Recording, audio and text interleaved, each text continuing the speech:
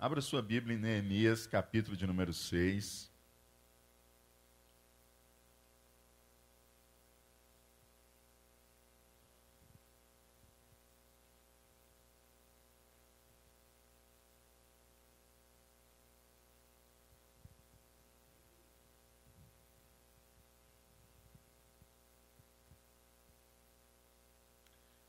Assim diz a palavra de Deus.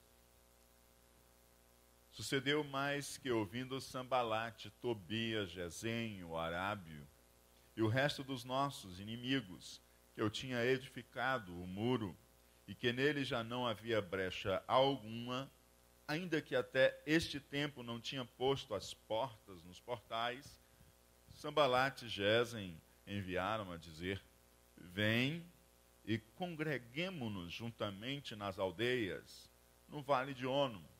Porém, intentavam fazer-me mal.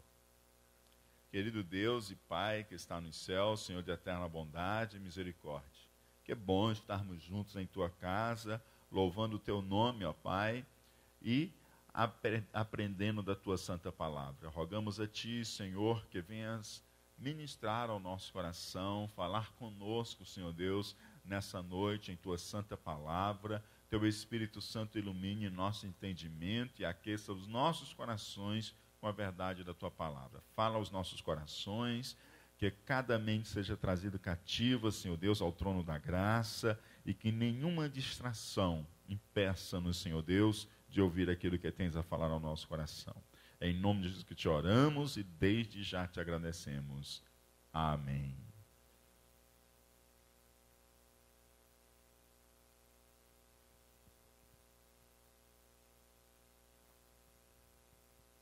Seguimos nos nossos apontamentos, reflexões, no livro de Neemias, capítulo de número 6 agora, aquilo que o Senhor tem falado conosco neste livro ao longo destas semanas. Nós estamos num capítulo que é um capítulo de êxito, mas ao mesmo tempo é um capítulo que chama a muitos cuidados. Alguém já disse que na garupa do sucesso vai o fracasso. E nós estamos num momento muito bem sucedido de Neemias, juntamente com os trabalhadores de Jerusalém. Já se vê uma outra cidade com os muros edificados, fortificados, mas as portas ainda não foram colocadas. E muito êxito no trabalho deles, né? Então nós temos aqui um grupo exitoso, Neemias com êxito, os trabalhadores alcançaram também êxito, mas em seu êxito, cuidado com as armadilhas. Às vezes no êxito a gente pode pensar que cheguei, né? Pronto, passei a linha de chegada, consegui. Mas cuidado, que no seu êxito você pode se encontrar com algumas armadilhas. É o que nós vamos perceber aqui nesse capítulo, em que Neemias está num momento de auge até agora na sua vinda até Jerusalém. Só falta colocar as portas, mas existiam algumas armadilhas, né? Neemias vem seguindo firmemente, está forte na visão, não deixa que nada lhe distraia, segue firme, vivendo cada momento, confiando aquilo que lhe cabe e também sabendo que a parte que cabe a Deus, nunca ele toma para si e sempre confia às suas poderosas mãos. Mas agora ele está exitoso. Agora ele conseguiu êxito. E para alguns o êxito embriaga, né? E para outros o êxito pode deixar a pessoa um pouco entorpecida. E nesse entorpecimento, essa pessoa pode acabar caindo em algumas armadilhas. Então, tendo alcançado grande êxito, o trabalho da construção dos muros que estavam edificados, e não tendo mais brecha alguma, já estavam na parte final, faltando simplesmente colocar as portas. Os inimigos de Neemias e de Jerusalém precisaram reorganizar-se em sua oposição. Ou seja, todas as suas tentativas de oposição não lograram êxito. E Neemias logrou êxito. Então eles perceberam que continuar lidando com a oposição como eles vinham lidando até aquele momento, já não seria mais frutífera, pois os muros estavam edificados. Então eles politicamente não podiam agir como tolos diante dos muros fortificados e erguidos. Então eles tiveram que reconfigurar o seu modo de fazer oposição a Neemias e ao povo de Deus, a Jerusalém. Então aquilo que eles tanto criticaram, que eles disseram que eles não conseguiriam terminar aquela obra, e a obra agora já estava terminada. Então esse tipo de oposição não cabia mais, porque a obra já estava terminada, só faltava colocar as portas. Ele disse que uma simples raposa poderia derrubar aqueles muros, mas os muros estavam fortificados e firmes. Então isso também não cabia mais. Eles tinham que admitir a realidade que os muros fortificados estavam erguidos e não tinha mais como negar isso. Eles não tinham mais como desencorajar as pessoas na construção, porque a construção estava concluída. Eles não tinham mais como dizer que uma raposa caminhando pelo muro derrubaria, porque tinha raposas caminhando pelo muro para cima e para baixo, e o muro permanecia firme, e o muro estava muito bem feito, edificado. Agora está ali de pé, o muro está firme, está forte, faltando apenas as portas. Então, como não conseguiram impedir a reconstrução dos muros, eles agora tinham que atingir o projeto de reerguimento de Jerusalém, porque os muros já estavam reerguidos. Agora era a cidade, agora era o povo, terminar a obra no meio do povo, porque o muro, como a gente já aprendeu aqui, era apenas um reflexo. Os líderes samaritanos, convencidos de que não podiam vencer a Neemias com armas, resolveram ganhar uma vantagem sobre ele através do engano. E o que eles fizeram? Com isso em vista, tomando por pretexto que as suas diferenças terminariam, convidaram ele para uma conferência. Vamos terminar as nossas diferenças de um modo amigável? Vamos fazer aqui uma conferência de cúpula dos governadores de Jerusalém e de suas adjacências. Bem ao modo politicamente correto, convocaram Neemias para uma reunião de cúpula, onde os governadores da região se reuniriam, reconhecendo o bom trabalho de Neemias, e, em tese, eles tratariam os termos de uma relação amistosa com Jerusalém. Perceba só. Já que não deu certo de outro modo, vamos fazer aqui uma reunião de cúpula, vamos encher a bola de Neemias, vamos parabenizar por essa grande obra, e vamos dizer para ele que vamos fazer uns termos de acordo, de amizade e de relações boas entre os nossos governos. E aí, queridos, marcaram a reunião para um lugar neutro. Nós não vamos fazer em Jerusalém e a gente não faz em Samaria, a gente vai fazer no Vale de Ono. O Vale de Ono ficava a meia distância de Samaria e de Jerusalém. Era um dia de viagem para Neemias, um dia de viagem para Sambalate. E aí, queridos, disseram, então vamos fazer nesse lugar, é um lugar neutro, nós nos reunimos e ali firmaremos um termo e deixaremos as nossas diferenças de lado. Parecia uma ótima proposta de paz. de que Sambalate e os demais estavam tomando medidas para se reconciliarem com Neemias e com Jerusalém. Contudo, Neemias percebeu que ali havia uma armadilha. A armadilha estava montada. E nas próprias palavras de Neemias, porém, intentavam fazer-me mal. Antes de as portas serem colocadas, restava a eles a chance de atrair Neemias para longe de Jerusalém e também para não cair uma culpa sobre Samaria, em um local neutro, rodeado de aldeias, em que pudessem simular um incidente cobrindo o assassinato de Neemias. Porque o que eles queriam era derrubar Neemias. O que eles queriam era matar Neemias. Mas eles não poderiam fazer isso dentro de Jerusalém. Eles não poderiam fazer isso dentro de Samaria. E procuraram o Vale de Ono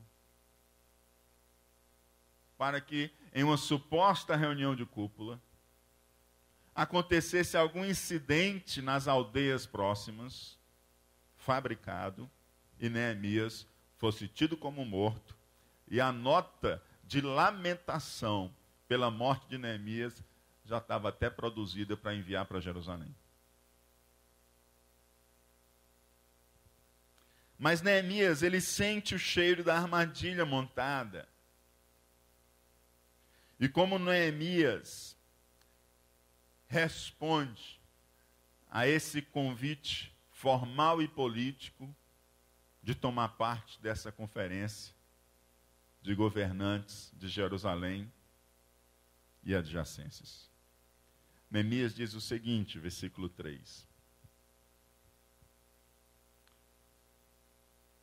E enviei-lhes mensageiros a dizer: estou fazendo uma grande obra, de modo que não poderei descer. Por que cessaria esta obra, enquanto eu a deixasse e fosse ter convosco? Ele disse: estou ocupado. A obra que Deus me deu para fazer eu ainda não concluí. Os muros estão prontos, mas falta colocar as portas. Não posso parar para ir ter convosco. Estou fazendo uma grande obra, de modo que não poderei descer. Tinha foco. Ele estava certo do que ele queria.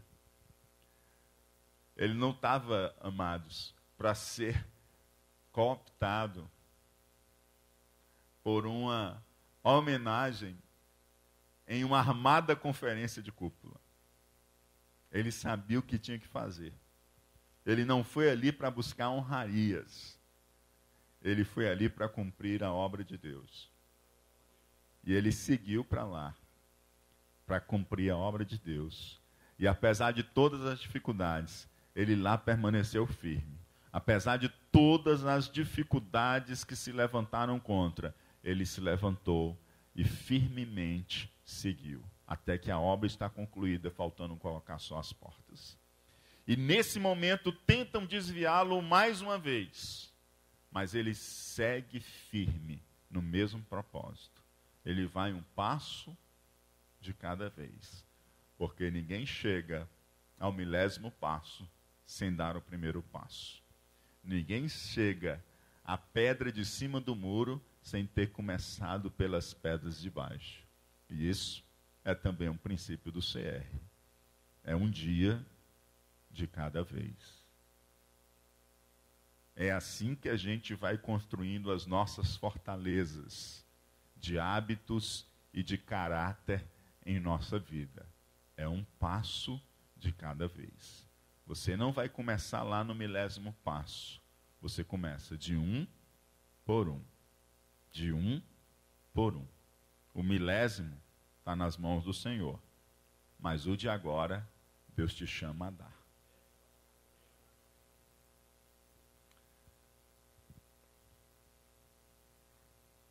Estou fazendo uma grande obra, de modo que não poderei descer. Nada vai me distrair. Estou na obra e vou permanecer. Vou concluir aquilo que Deus me confiou. Neemias 6:4 diz: e da mesma maneira enviaram a mim 4 vezes, e da mesma maneira lhes respondi. Neemias persevera.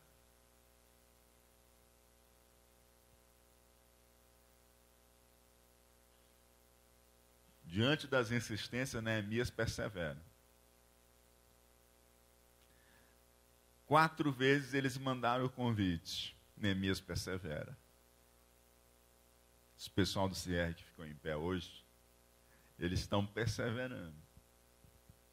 Você acha que todo dia não bate na porta dele as lutas pessoais deles? E eles estão perseverando.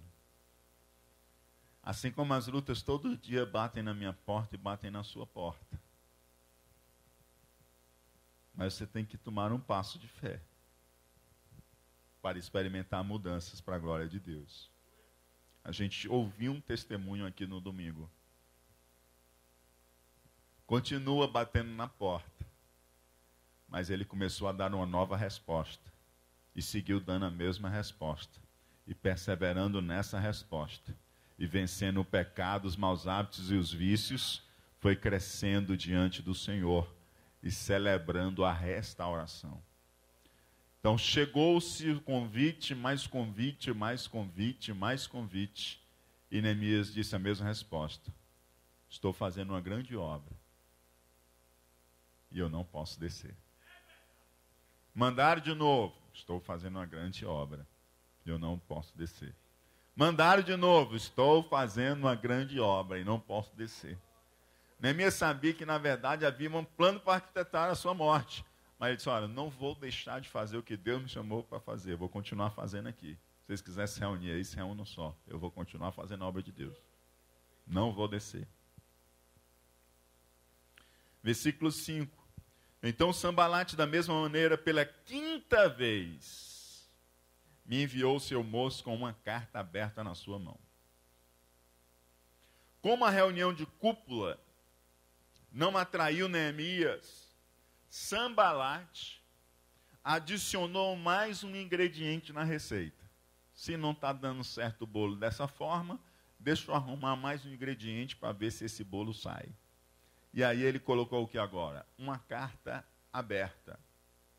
Ele precisava trazer Neemias para seus planos sujos, Sambalate, e se a isca do acordo de paz, em uma reunião de cúpula, não foi mordida por Neemias, ele agora usa uma carta aberta, buscando achar brecha para trazer Neemias até si.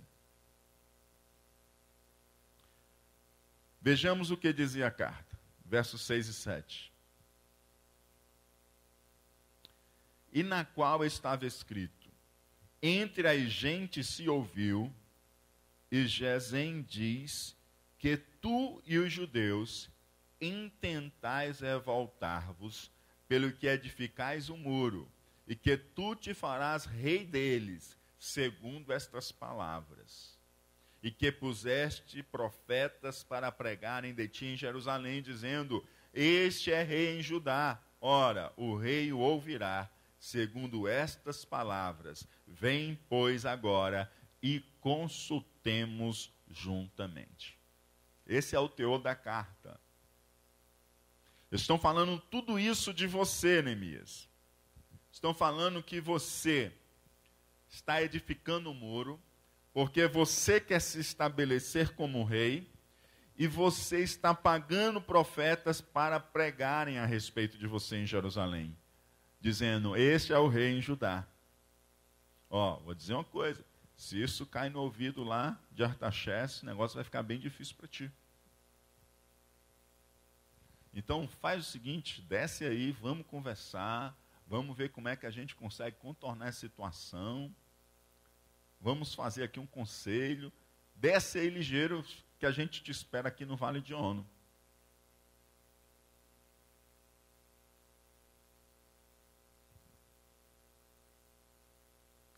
J.I. Packer observa a frase entre as gentes se ouviu, e Gesen diz que tem sido descrita como a doutrina bíblica do boato. Entre as gentes se ouviu, e Gesen diz que isso é a doutrina bíblica do boato. E certamente, diz Packer, ilustra o invariável caráter do mexeriqueiro deste mundo. Pois os boateiros sempre citam pessoas de distinção como fontes de informação que desacreditam outras pessoas distintas ou colocam-nas no mesmo nível. E fofoca é pecado, né? E se você gosta de fofocar, o CR também é um bom lugar para você trabalhar essa questão. Porque o CR, ele trabalha com essas sombras que Deus não quer mais que esteja na nossa vida. Fofoca, mentira, compulsão sexual, vícios como álcool, fumo, problemas de pecados que a gente acha que não é pecado, ansiedade, ira,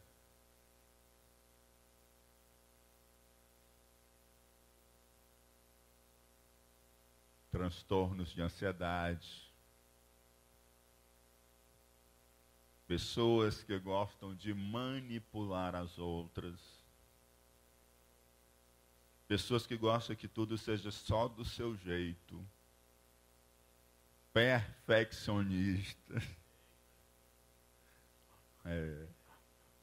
A meia do CR cabe em todo mundo.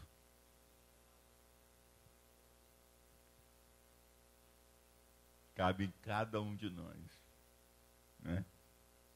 Então, assim, amanhã começa um novo ciclo. Sambalat não teve a oportunidade de fazer o CR. Por isso que está metido nisso aqui. Né? Os rumores se espalham-se rapidamente porque os seres humanos caídos apreciam muitíssimo as informações ignominiosas a respeito de outro. As informações desonrosas a respeito de outro.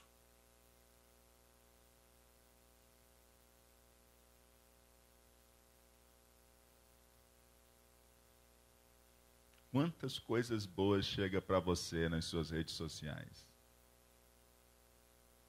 E quantas coisas ruins chegam?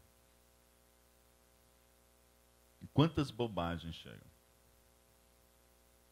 Quantas pessoas chegam para você para se alegrar assim, o filho da minha amiga passou num concurso e tal. E quantos chegam para dizer, o filho da minha amiga se envolveu com droga e está metido aí com...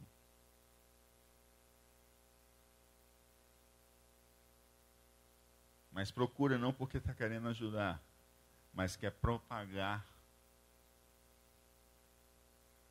uma notícia ruim.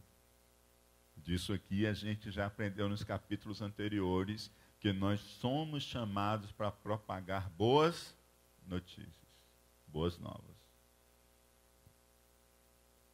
Neemias ficou impaciente, só por 10 vezes eles vieram me dizer a mesma coisa. Que foi uma notícia plantada para poder causar terror. Vocês estão lembrados desse capítulo, né?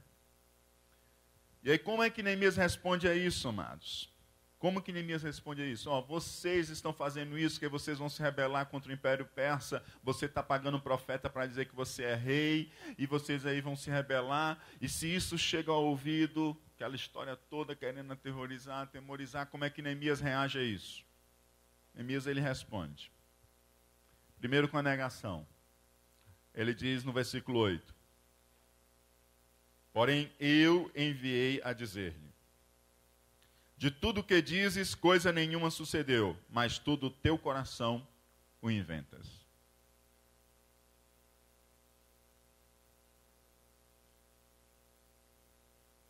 é o seguinte, tem nada a ver isso que você está falando, mas você está inventando do próprio coração. Neemias parece que ele fez o CR e foi graduado com louvor, viu? Porque a gente já aprendeu no capítulo passado que quando ele pegou e foi chamar o povo, olha gente, nós não podemos estar escravizando nossos irmãos. E assim, até eu mesmo que tinha emprestado meu dinheiro a juros, quero pedir perdão e agora mesmo eu abro mão disso. Agora vocês também vão ter que se ajuramentar a mesma coisa e vão ter que abrir mão disso e liberar aqueles que vocês já tinham escravizados. Estão lembrados que a gente aprendeu isso aqui semana passada? Então, na hora de puxar a responsabilidade para si, fazer a confissão, ele faz. Ele não é uma pessoa que simplesmente projeta. Quando ele vê o problema, ele também toma um problema para si. E se ele vê que a mancha está nele, ele confessa. E ao confessar, ele teve autoridade diante de todos. E todos os outros juntos se juntaram a ele, juramentaram diante do sacerdote, selaram e resolveu aquele problema social e econômico dentro dos muros de Jerusalém. E aqui, mais uma vez, ele não falta com a verdade, ele vai direto e diz, olha, de tudo que você diz, nada sucedeu, mas você está inventando do seu próprio coração. E Neemias também responde, pedindo força a Deus para não perder o foco com as distrações. A resposta dele é curta e direta, e ele também faz uma oração. Porque Neemias, ele gosta de orar. A gente já aprendeu aqui que ele é um homem de oração. Se ele tivesse nos nossos dias, ele já tinha se inscrito na rede de intercessão também. Porque todos eles nos procuravam atemorizar, dizendo, as suas mãos largarão a obra e não se efetuará. Quando eles souberem disso, eles vão largar e eles vão deixar do jeito que está, as portas vão estar abertas. Por quê? Porque eles não vão querer ter essa má fama de que estão se levantando contra o Império Persa. Então essa carta aberta foi lançada, não era para comunicar a Neemias o que estava acontecendo, era para causar medo e terror em Jerusalém. E aí o que é que Neemias diz? Agora, pois, ó Deus, esforça as minhas mãos. Senhor, diante disso tudo, esforça as minhas mãos. Não deixa eu parar, não deixa eu distrair, não deixa eu perder o foco, não deixa eu desanimar. Esforça as minhas mãos, que eu quero seguir até o fim aquilo que tu pediu de mim. Na guerra de Satanás, diz Parker, contra os santos e a igreja, guerra em que a tentação é o método e a destruição é a meta, a dura regra é que quanto maior a exposição e a influência do líder, mais o seu padrão pessoal e sua sabedoria política serão postos sob ataque. É óbvio que desgraçar ou turbar o líder é uma excelente maneira de amedrontar, tolher ou deixar de fora os seguidores. Perceba que Sambalate e Tobias, continuamente eles têm as flechas voltadas contra quem? Contra quem? Contra Neemias. Porque ferindo Neemias, ele volta ao mesmo caos que Jerusalém estava antes, sem direção, sem governo, sem liderança. Ele não estava importando em ferir os sacerdotes, os profetas que ali estavam. Até porque no final do capítulo você vai entender. Mas eles estavam querendo ferir quem? Neemias. Porque ferindo Neemias, que veio com a liderança de reorganizar, reerguer, trazer Israel de volta à vida, foi essa a missão que Deus lhe deu, eles implodiriam novamente esse projeto e continuaria novamente uma terra assolada, Jerusalém.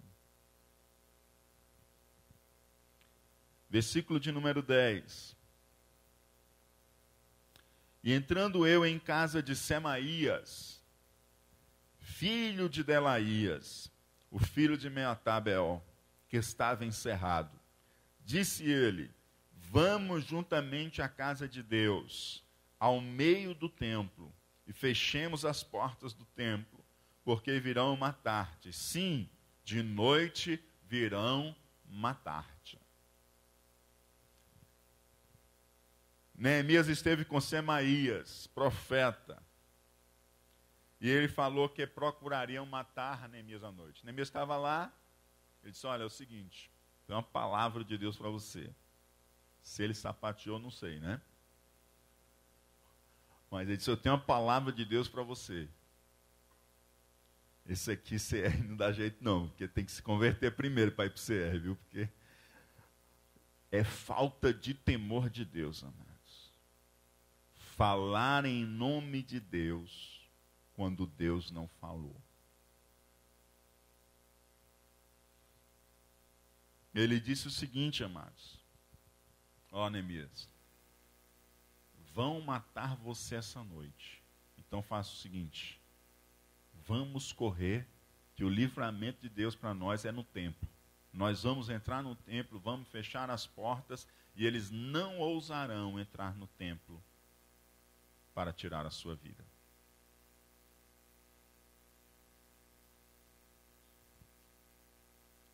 Neemias estava com Semaías, amados, e essa foi a palavra que ele recebeu desse profeta. O foco, amados, era trazer Neemias para dentro do templo. Neemias era sacerdote. Neemias era sacerdote. Neemias era levita. Vocês lembram de um rei que entrou no templo para oferecer incenso? O que foi que aconteceu com ele?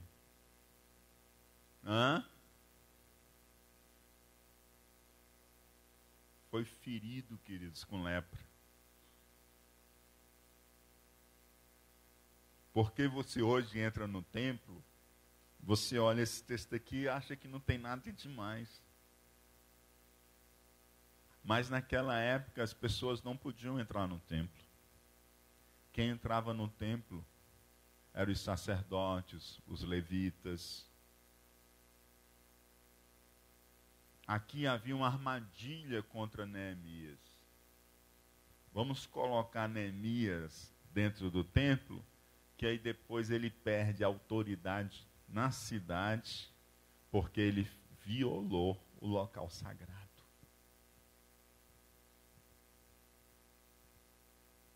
E o pretexto usado para isso é de que a vida dele estava em risco. E o pretexto usado para isso foi uma profecia. Profecia. Veja que o foco deles continua sendo ferir quem? Quem? Neemias. Zacarias 13:7 diz assim, ó: fere ao pastor e espalhar-se-ão as ovelhas. A ideia era ferir Neemias. E Semaías já deu escape para o plano do assassinato de Neemias e disse que o escape era o templo. Lá que eles deveriam se refugiar. Como é que Neemias age diante disso? Versículo 11. Porém eu disse: um homem como eu fugiria? Mano, tinha homem nessa época, eu fiquei, viu? Um homem como eu fugiria? E quem há como eu que entre no templo e viva? De maneira nenhuma entrarei. A coragem de Neemias, amados. Um homem como eu fugiria? Eu não vou fugir, eu tenho uma missão para cumprir e não fugirei. Neemias, ele era um homem de coragem. Coragem não é ausência de medo. Coragem é não deixar-se ser dominado pelo medo. Neemias era um homem de coragem. Medo, quem é que não tem medo? Medo é algo que Deus colocou em todos nós. até pela nossa própria defesa. Agora, quando o medo se torna maior do que nós mesmos, aí começa a ter ansiedade, aí começa a ter depressão, aí começa a ter síndrome de pânico, começa uma série de coisas. Mas o medo, ele não é mal. Mal é ser dominado pelo medo. Se entrar um leão aqui, você fica sentado? Então, esse medo que Deus plantou dentro de você é pela tua própria sobrevivência, teu próprio cuidado. Agora, se colocar um leão aqui, de pelúcia, você fica com medo? Agora, se você ficar com medo, aí é porque precisa se cuidar. Porque o medo já se tornou maior do que você. E o medo não pode ser maior que você. Amém? E aí Neemias diz assim, eu não vou fugir. Eu não vou fugir, eu não sou homem para fugir.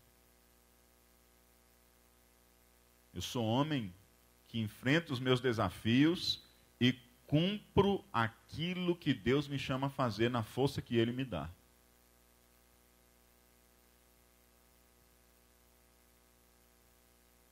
Então não deixe o medo paralisar você. Levante corajosamente e siga adiante. E se um medo é um fator limitador da sua vida, venha amanhã para o CR, que você vai saber como lidar com o seu medo.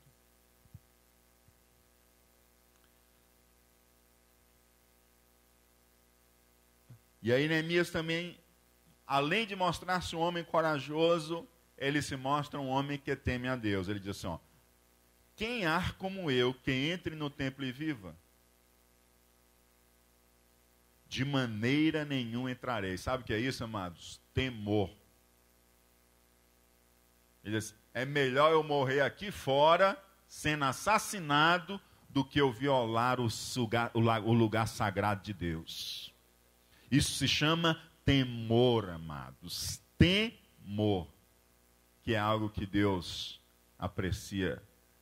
Porque todo aquele que ama a Deus, teme ao Senhor.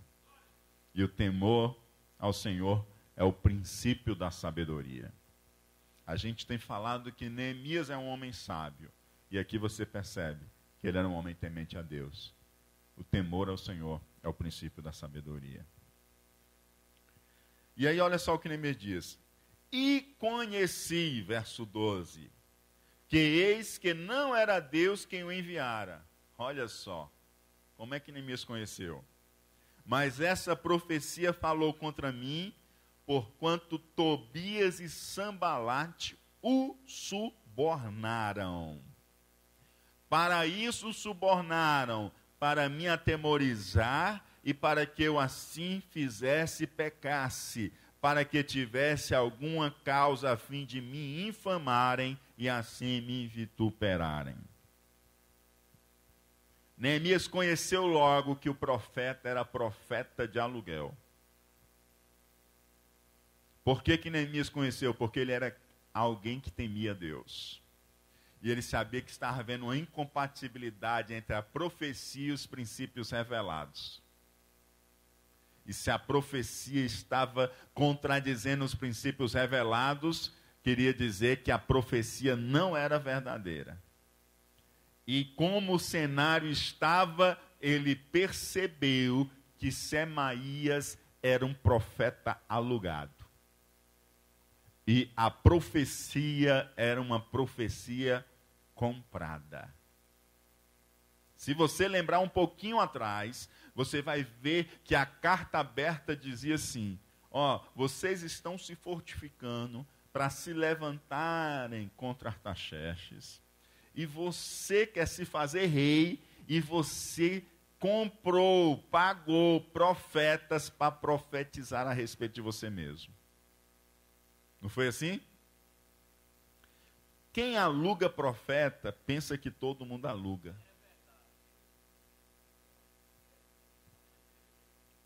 Quem compra profeta, pensa que todo mundo compra. Eles não sabem que existe profeta de verdade. Eles brincam com as coisas espirituais porque não temem a Deus. E aí acha que podem comprar profecia, acha que podem alugar profeta.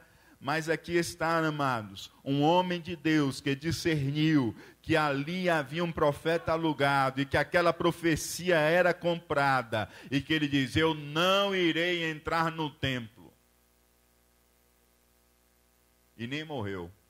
Porque se fosse profecia de Deus, ele tinha morrido naquela noite. Hoje ainda existe profeta de aluguel, amados, infelizmente. E quem aluga profeta acaba não acreditando quando Deus fala.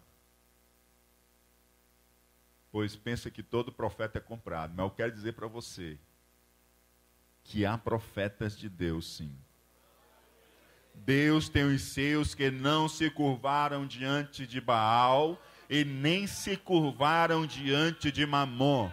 Em outras palavras, nem se curvaram diante da mentira e nem se curvaram diante do dinheiro. Deus sempre tem o seu remanescente. Sempre tem o seu remanescente. Pois se curvam diante do Deus eterno e falam a verdade da palavra de Deus, segundo o Espírito Santo lhe concede. Então, como eles não atemorizaram com os boatos, eles procuraram atemorizar com a falsa profecia. A ideia era usar a fé de Neemias para atemorizá-lo e fazê-lo pecar. Eles tentaram de tudo, não deu certo. Disseram assim, rapaz, é a mesma coisa que fizeram com Daniel. Já que a gente não consegue pegar ele de jeito nenhum, vamos pegar na fé dele. Aí fizeram a mesma coisa. Rapaz, já que não dá para a gente pegar Neemias de jeito nenhum, vamos fazer o seguinte, vamos pegar na fé dele. E como é que a gente faz? Rapaz, a gente paga um profeta aí para profetizar. A profecia, a gente escreve a profecia aqui. E manda ele profetizar. Como ele é um homem que crê, ele vai crer na profecia. Só que ele esqueceu que Neemias não é um homem de fé cega.